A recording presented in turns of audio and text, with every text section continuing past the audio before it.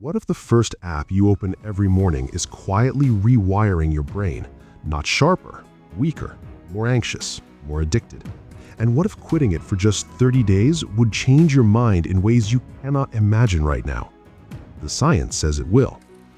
Most people know social media is probably not great for them. They feel it, the comparison, the anxiety, the hollow feeling after an hour of scrolling that gave them nothing but somehow took everything.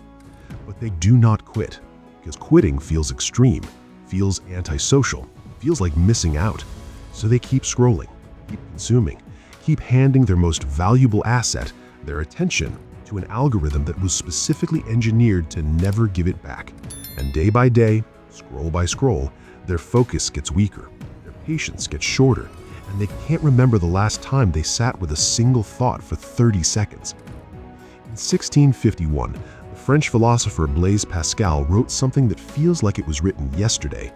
He said that all of humanity's problems stem from the inability to sit quietly in a room alone.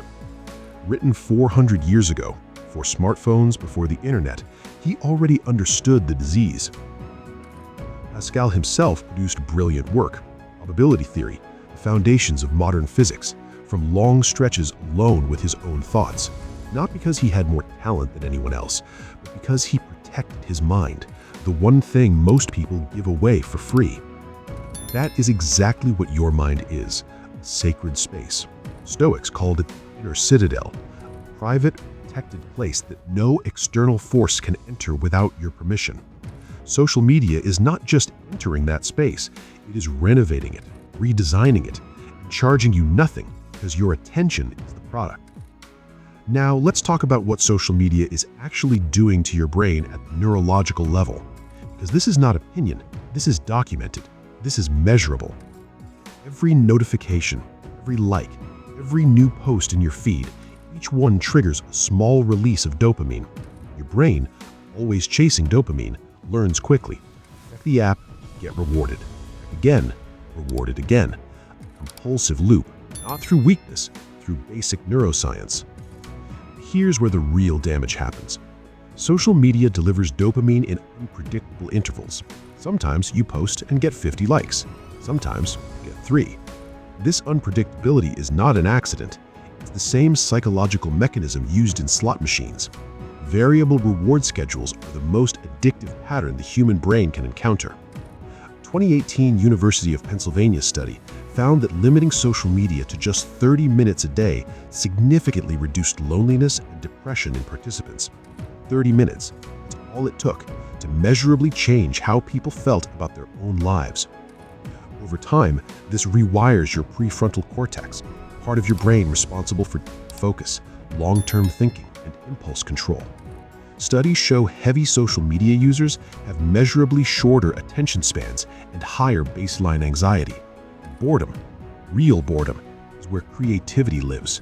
It's where your actual self shows up. Now here's what happens when you quit.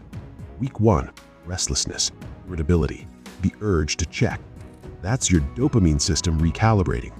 Week 2, anxiety drops, sleep improves, the noise in your head starts to quiet.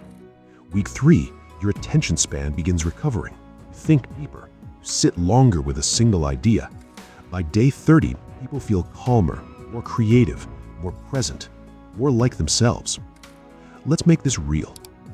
You know that feeling when you pick up your phone with no intention, just out of reflex? You weren't bored, you weren't looking for anything, your hand just moved. That's not a habit anymore. That's a conditioned response. Your brain trained, same way Pavlov trained his dogs, to reach for stimulation the moment it senses stillness. And the cost is enormous. Every time you break focus to check social media, even for 30 seconds, research shows it takes an average of 23 minutes to return to the same level of deep concentration. 23 minutes. Gone. Every single time. For a check that gave you nothing. Now imagine when that reflex disappears. Imagine working with real focus, being present with people, falling asleep without doom scrolling, thinking your own thoughts, not reactions to content you consumed 3 minutes ago. People who have done extended detoxes report better relationships, sharper work, and most importantly, they rediscovered who they actually were underneath all the noise. 4 steps, starting today. Step 1. Do a 7-day experiment. Delete the apps from your phone, not your accounts, just the apps. Use an app blocker if deleting feels too extreme, but make it hard to cheat. Observe what happens. Notice the urge. Notice when it peaks. Notice what you do with the time instead. Step 2. Replace the dopamine source. Give your brain a substitute that actually builds you. A book, skill, workout. Redirect the dopamine towards something that compounds over time. Step 3. Protect your first and last 30 minutes. No social media when you wake up. No social media before you sleep. These are the most neurologically vulnerable windows of your day. Guard them like they matter, because they do. Step 4. Audit what you actually gain. After 7 days, ask yourself honestly, what did social media actually give me? Real connection? Real value? Or just noise dressed as connection? Let that honesty guide what you choose next. Here's the one thing I want you to carry from this video. Your attention is the most valuable thing you own. More valuable than your time, more valuable than your money, because everything in your life flows from where your attention goes. Pascal sat alone 400 years ago and changed mathematics not because he was smarter, but because he protected his mind from the noise of his world. You have that same mind, that same depth, that same potential. You just have to stop giving it away for free. Quit for 7 days, just 7, and see who shows up when the noise finally stops. If this video added value to your life, like, share, and subscribe to Brainora. Hit the bell too. Your brain is waiting. Give it the silence it deserves.